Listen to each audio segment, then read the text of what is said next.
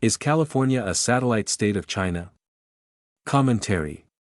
It could reasonably be argued that, in some ways, California is linked to China almost as much as to the United States. That assertion may seem over the top, but a look at the facts is enlightening. California is called the Golden State, and for good reason. It has one of the most productive economies in the world, leading in high-tech, defense, entertainment, agriculture, and more, and is the nation's gateway to the Pacific. But the recent history of its relationship with China, including trade dependency, political relationships, technology transfers, elite financial incentives, media influence, and law enforcement failures surrounding fentanyl trafficking, shows an uncomfortable pattern.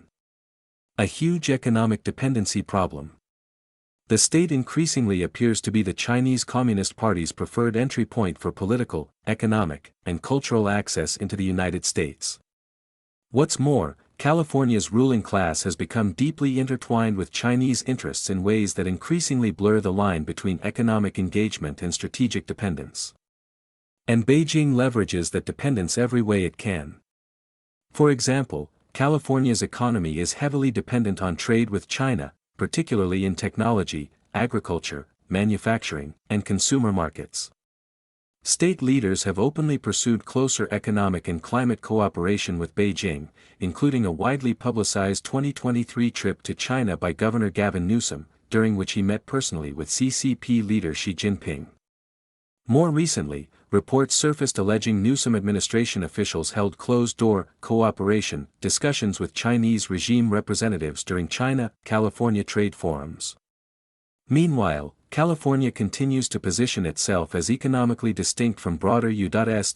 China tensions, particularly in climate cooperation and trade diplomacy. This matters not only because California is acting counter to national policy, but also because Beijing does not separate economics from politics.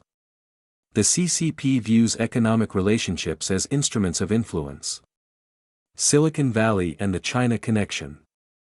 California's technology sector has long relied on China for manufacturing, market access, supply chains, engineering talent, and investment flows.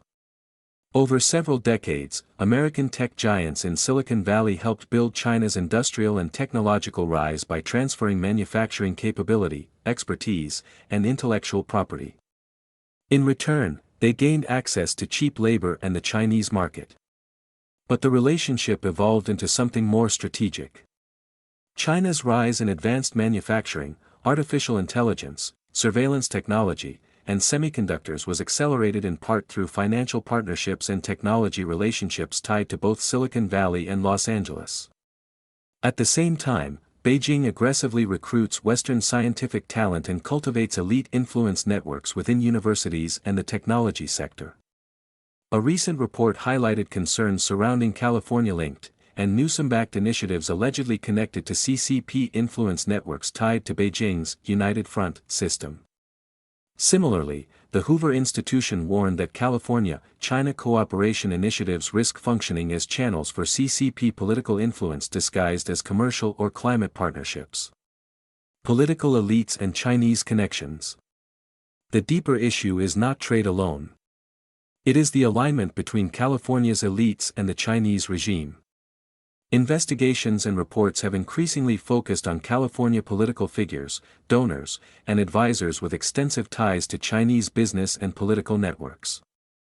For instance, a Washington Examiner investigation reported that individuals linked to CCP influence operations and Beijing-connected firms donated substantial sums to California political figures and to allies of the governor. And longtime associates of the governor tied to China SF, a San Francisco initiative designed to attract Chinese investment, have faced renewed scrutiny over relationships with former Chinese officials. Additional reporting has raised broader questions about California-based initiatives allegedly serving as conduits for Chinese political influence operations. What's more, the CCP increasingly operates at the local level in California. That may be because local governments are often less scrutinized than state and national offices. That is certainly the case in California.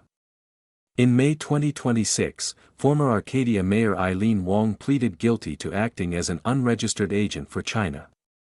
Prosecutors alleged she worked with Chinese government-linked entities to promote pro-Beijing propaganda efforts.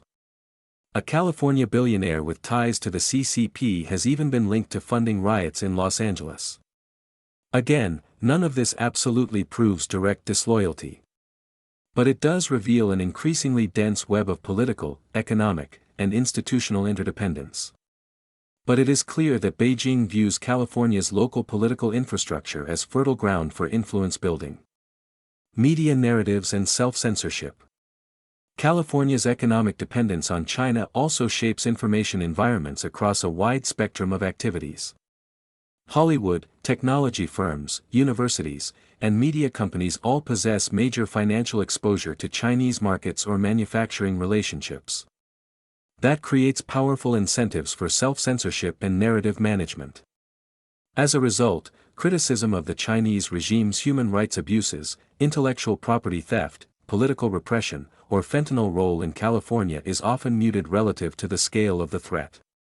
Even during the governor's 2023 China trip, U.S. media reportedly had restricted access, while Chinese state media received preferential access.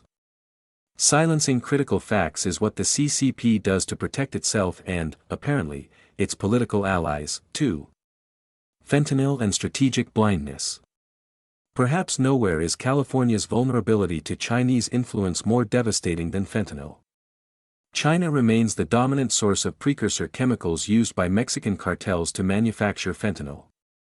Although Beijing occasionally announces crackdowns, U.S. officials and investigators have repeatedly argued that Chinese enforcement remains inconsistent and politically selective. Meanwhile, California continues suffering catastrophic overdose deaths, open-air drug markets, and organized trafficking networks. Yet state leadership rarely frames fentanyl as part of a broader geopolitical challenge involving China's strategic leverage over the United States. Silence on this issue is revealing as well. The larger question.